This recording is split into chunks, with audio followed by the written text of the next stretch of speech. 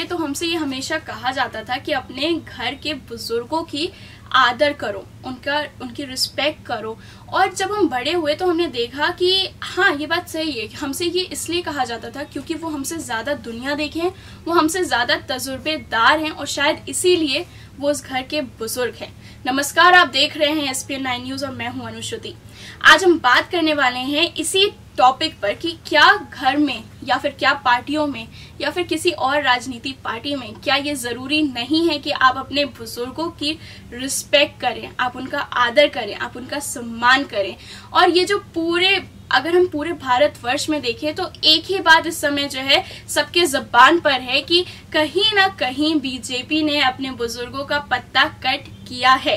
इसी पर हम बात करेंगे, लेकिन उससे पहले आपको बताते हैं कि राहुल गांधी जो कांग्रेस अध्यक्ष हैं, उन्होंने कहीं ना कहीं आज घोषणा पत्र के जरिए जब उन्होंने प्रेस कॉन्फ्रेंस किया तो उसके बाद उन्होंने वहां पर उनसे एक पत्रकार ने सवाल पूछा।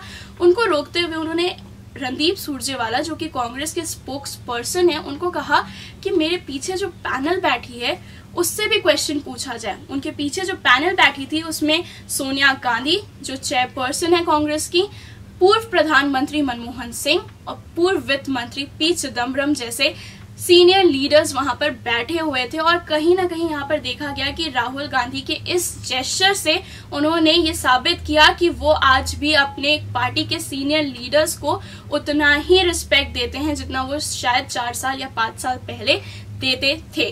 चलिए पहले आपको ये वीडियो दिखाते हैं और उसके बाद हम आगे की बात करते हैं। Sanjeev from PTI। Rahul ji, others also. Sir, I'll announce after this. Rahul ji, BJP is trying to steal the narrative away from the real issues, and you're trying to bring them back. So in your manifesto, how would you overcome the challenge of reaching out to far-flung areas and the common man at the grassroots level? Well, our flagship idea, Nyay, reaches out to every single poor person in this country. 25 crore people are going to be directly impacted by our flagship idea. The ideas that I have mentioned, education, healthcare, and our job strategy is going to reach out to millions and millions of people in this country. So it is a very inclusive manifesto, and frankly, it is a manifesto that has come to us from the people. We have asked the people, they have told us what they want, we've put it. Manifesto में आपकी मन की बात है, हमारी मन की बात नहीं है, आपकी मन की बात है। आप पूर्व प्रधानमंत्री जी आदरणीय सोनिया जी दोनों मंच पर हैं और कांग्रेस अध्यक्ष ने और चिदम्बरम जी भी जिन्होंने घोषणा पत्र बनाया है, कोई पत्रकार साथी अगर उनसे भी सवाल पूछना चाहे तो स्वागत है। संजय मिश्रा फ्रॉम जागरण। तो देखा आपने कि कैसे राहुल गांधी ने यहाँ पर पत्रकार के क्वेश्चन का आंसर भी दिया और उसके बाद अपने सीनियर पैनल के लोगों से पत्रकारों को क्वेश्चन पूछने के लिए भी आग्रह किया। अब ऐसे में जो सवाल खड़े होते हैं कि वो ये होते हैं कि एक तरफ एक ऐसी पार्टी है जो अपने सीनियर लीडर्स की पूरी तरीके से रिस्पेक्ट करते हुए नजर आ रही है। राहुल गांधी एक बहुत ही युवा नेता है, अगर वो चाहते तो यहाँ पर एक युवा पैनल को बैठाकर वो भी एक प्रेस कॉन्फ्रेंस कर सकते थे और अपनी मैनिफेस्टो को लॉन्च कर सकते थे, लेकिन उन्होंने ऐसा नहीं किया। वहां पर सीनियर लीडर्स थे जिन्होंने राहुल गांधी ने पी चिदम्बरम के लिए कहा कि उन्होंने इस मैनिफेस्टो को बनाने के लिए सबसे ज्यादा मेहनत की है। वो उनमें से एक लोग थे जिन्होंने इस मैनिफेस्टो को तैयार किया है। तो ऐसे में जब एक तरफ कांग्रेस जो है अपने सारे सीनियर लीडर्स को उतनी ही रिस्पेक्ट दे रही है, तो वहीं पर बीजेपी LK आडवाणी, यशवंत सिन्हा, शत्रुघ्न सिन्हा जैसे बड़े और दिग्गज नेताओं का पत्ता कट कर रही है। और शायद यही वजह रही कि शत्रुघ्न सिन्हा ने इस पार्टी को छोड़कर कांग्रेस पार्टी ज्वाइन कर ली, माफ कीजिएगा। लेकिन अब जब ये सारी चीजें हो गई हैं तो अब सवाल उठता है बीजेपी के नेताओं पर कि आप क्या इतने बड़े हो गए हो कि आपको किसी बड़े की छत्र छाया नहीं चाहिए? क्योंकि हम चाहे कितने भी बड़े हो जाएं, मुझे लगता है कि हमें हमेशा एक अपने सर पर एक छत्र छाया चाहिए जो हमें एक सिक्योर फील कराए। लेकिन यहाँ पर देखा जा रहा है कि बीजेपी अपने ही उसमें चल रही है। यहाँ पर अमित शाह हैं, यहाँ पर मोदी हैं, जो अपने ये दोनों ही पार्टी को शायद चलाने की कोशिश कर रहे हैं अब, क्योंकि अगर इन दोनों को हटा दिया जाए तो शायद ही कोई ऐसा है जो LK आडवाणी की उतनी रिस्पेक्ट हम ये नहीं कह रहे कि prime minister Modi G L के आडवाणी की रिस्पेक्ट नहीं करते, बट वो रिस्पेक्ट का क्या फायदा जब आपने उनका पत्ता ही कर दिया। जिस सीट से वो खड़े होते थे आपने वहां पे अमित शाह को खड़ा कर दिया है, तो इस रिस्पेक्ट का क्या फायदा। जो आपके स्तंभ माने जाते थे आज कहीं ना कहीं उनको आपने साइड ट्रैक कर दिया है।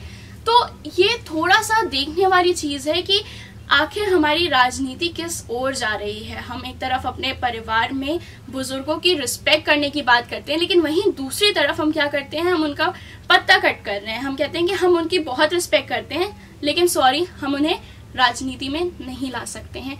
खैर ये तो अलग बात रही। अगर अब हम कांग्रेस की ही बात करते हैं तो दो जगह चुनाव थे, एक था एमपी में और दूसरा था राजस्थान में। दोनों तरफ से ही दो यूथ नेताओं की बात चल रही थी कि इन्हें सीएम बनाया जाए।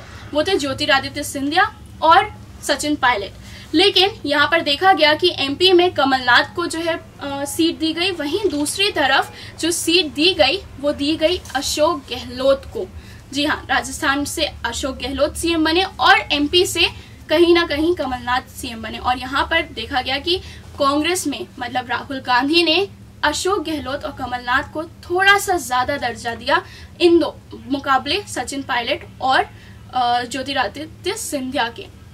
तो अब कांग्रेस में साफ साफ ये दिख रहा है कि चाहे उनके मैनिफेस्टो की बात कर ली जाए या फिर उनके आदर सत्कार की बात कर ली जाए, कांग्रेस कहीं ना कहीं इन सभी चीजों से थोड़ा सा अपने आप को मजबूत करती हुई नजर आ रही है। क्योंकि जो पार्टी के स्तंभ हैं वो अभी भी पार्टी के स्तंभ बने हुए हैं, चाहे वो सोनिया गांधी हो, चाहे वो पूर्व प्रधानमंत्री मनमोहन सिंह हो या फिर पी चिदम्बरम ही क्यों ना हो, इन सबको वही रिस्पेक्ट आज भी कांग्रेस दे रही है जो चाहिए होता है। और यहाँ पर अगर हम कांग्रेस के मैनिफेस्टो की भी थोड़ी सी बात कर लें, थोड़ा सा हम शायद भटक रहे होंगे अपने टॉपिक से, लेकिन यहाँ पर अगर हम बात करें तो देखा जा रहा है कि यहाँ पर महिलाओं को भी काफी ज्यादा कांग्रेस रिस्पेक्ट दे रही है।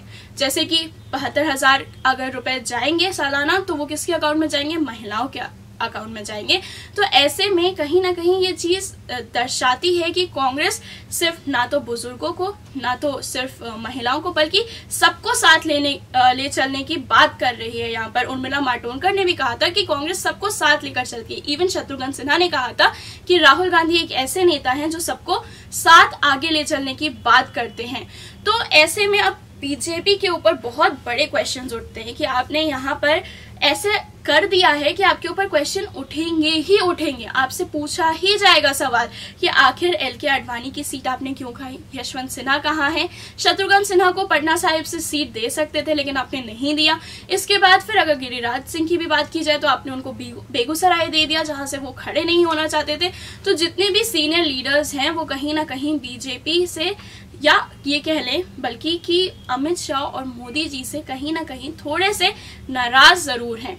तो अब देखिए दो पार्टियां हैं, एक पार्टी ऐसी जो कि बीजेपी है जो अपने बड़ों का आदर नहीं कर रही है, दूसरी पार्टी में यही देखा जा रहा है कि वो अपने बड़ों को सर्वोपरि रख रहे हैं, सबसे पहले रख रहे हैं। तो ऐसे में थोड़ा सा जो मुकाबला होता है वो काफी दिलचस्प भी हो जाता है और काफी पेचीदा भी हो जाता है कि हम किस पे बिलीव करें, जो हमें दिख रहा है या जो हमें नहीं दिख रहा है। क्योंकि अगर मैं अपने जो कमेंट करते हैं लोग उनकी बात करूं तो उन्होंने एक बहुत अच्छा सवाल पूछा था कि क्या आप चाहोगे कि आपके 92 इयर्स के जो पापा हैं वो आकर आपके साथ जो है बैठे और आपके साथ चुनाव लड़ें। तो कहीं ना कहीं मुझे उनकी ये बात भी थोड़ी अच्छी लगी। तो लेकिन यहाँ पर जो बात है वो ये है कि अगर वो चुनाव लड़ सकते थे तो वो चुनाव इसीलिए वो बोले कि हाँ ठीक है मैं चुनाव लड़ सकता हूँ। लेकिन अगर ये फैसला एल के आडवाणी खुद लिए होते और उनके जगह पर मोदी और शाह ने नहीं लिया होता तो कहीं ना कहीं ये सवाल उठ ही नहीं रहे होते। लेकिन क्योंकि एल के आडवाणी का खुद का फैसला नहीं था ये, इसीलिए आज मीडिया में इसके ऊपर सवाल उठाए जा रहे हैं। तो दर्शकों ये थी बात कि हम कितना बड़ों को आदर करते हैं, कितना हम यहाँ पर जो है अगर हम बात कर रहे हैं चाहे वो कोई भी पॉलिटिकल पार्टी हो, अगर आपके दिग्गज नेताओं का आप आदर नहीं कर पा रहे हो तो कहीं ना कहीं यहाँ पर आपको भी सोचने की जरूरत है। और मुझे पर्सनली या फिर और किसी को ये कैसा लगा नहीं पता, लेकिन आपका कमेंट यहाँ पर बहुत मैटर करता है कि क्या राहुल गांधी का ये जेस्चर आपको अच्छा लगा या नहीं लगा, या आप हमें कमेंट करके जरूर बताएं। और हमारे चैनल की वीडियोस को आप देखते रहें क्योंकि आप उससे अपडेटेड रहेंगे और हम लोकसभा के सारे मुद्दों को उठा रहे हैं, चाहे वो राजनीतिक हो या फिर आपके मुद्दों से रिलेटेड हो। तो हमारे चैनल को सब्सक्राइब भी कीजिए और वीडियोस को देखते रहिए। धन्यवाद।